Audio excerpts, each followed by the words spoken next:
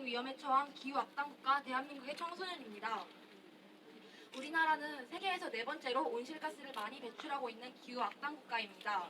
현재 우리나라의 석탄 화력 발전량은 작년 38.7%에서 올해 41.9%로 올랐고 이산화탄소 배출 증가율은 경제협력개발기구 OECD 국가 중 1위입니다. 그러나 이런 수치를 무색하게 만드는 것은 놀라울 정도로 무심한 사람들의 반응입니다. 내가 죽고 없을 때까지는 괜찮을 거야. 귀찮게 왜 그런 걸 신경 쓰냐? 누군가 해주겠지. 내가 왜 그런 걸 해야 해? 기후변화에 대한 이야기를 꺼내면 모두가 가져야 할 책임을 다른 누군가에게로 돌리는 말들이 돌아옵니다. 네, 물론 청소년들도 예외는 아닙니다. 이런 무책임한 발언들은 슬프게도 많은 청소년들이 한 번쯤 입 밖으로 꺼내보았을 말들입니다. 아직 철이 덜 들어서 이런 무책임한 말들을 하는 걸까요? 그럼 과연 어른이 되면 저런 생각을 벗어날 수 있을까요? 아닙니다. 그렇다면 무엇이 우리를 이런 방관자로 만들었을까요? 우리는 그 원인이 교육의 부재라고 생각합니다. 기후변화는 우리 미래와 직결된 문제이지만 수능만을 위한 입시 중심의 피라미드 경쟁사회에서 교육을 받는 우리나라 청소년들에겐 기후변화, 환경은 수능에 도움되지 않는 과목으로 우선순위에도 들지 못하고 있습니다. 사회와 과학 교과서의 한 모퉁이에도 지구온난화의 원인과 해결 방안에 대해 적혀 있지만 그래서 원인이 무엇이고 어떤 영향을 주며 우리는 어떻게 대응해야 하는지 배운 적이 없습니다. 교과서 내용 이외에 학교에서 별도의 환경교육을 받아본 적이 있는 청소년은 일부의 선생님이 노력해주시는 이유엔 정말 극소수입니다. 현재 대한민국의 입시 중심 교육에는 환경의 가치에 대해 중요하게 다루기 어렵습니다. 우리나라에서는 학교 시간표 편성을 할 때 입시 과목이 우선으로 배치됩니다. 이 때문에 환경교육은 늘 우선순위에서 밀려납니다. 기후변화 환경 문제는 소수만의 문제도 아닌 세계를 함께 살아가는 우리 모두의 위기이며 우리 삶의 방식, 도덕 및 윤리, 우리의 직업 등 개개인을 둘러싸고 있는 모든 사회 전반 시스템과 환경의 문제인데도 말입니다. 왜 우리 삶이 위기로 떠밀어지는 것을 교육 시스템은 우리를 잠재적 방관자이며 가해자로 만들고 있는지 모르겠습니다.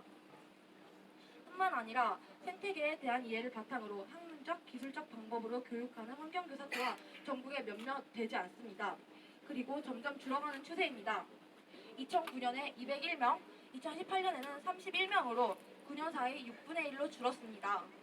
환경교육이 교내에서 전혀 중요하게 다뤄지지 않는데 환경교사의 수가 줄어드는 것은 어쩌면 당연한 일입니다.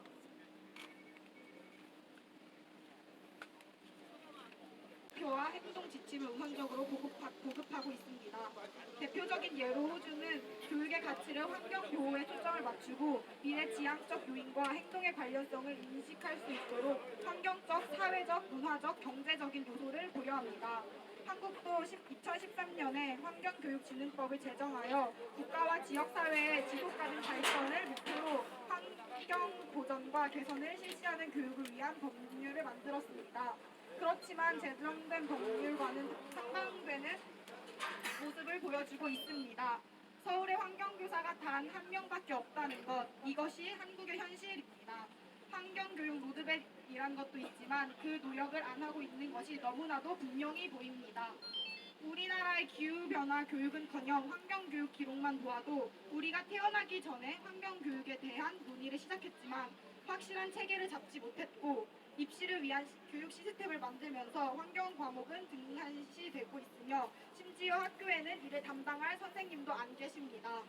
환경교육의 체계도 위지나 계획도 너무나 흐릿합니다.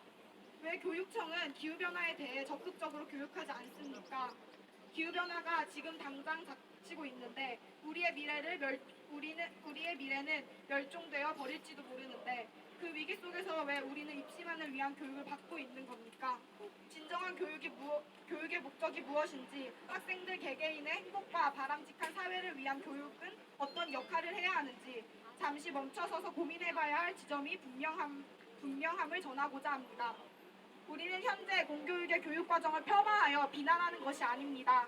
단지 환경의 가치에 대한 교육이 교육 현장에서 빠지면 안 된다는 것을 이야기하는 것입니다. 방정식을 풀고 뉴턴의 법칙을 배우는 것도 중요하지만 앞으로 우리의 일상생활을 바꿀 기후변화에 대해 교육받아야 할 권리도 분명히 있다는 것입니다. 지금처럼 기후변화에 대해 인식하지 못하고 학습하지 않는다면 몇 년 후 대한민국을 덮칠 기후재앙에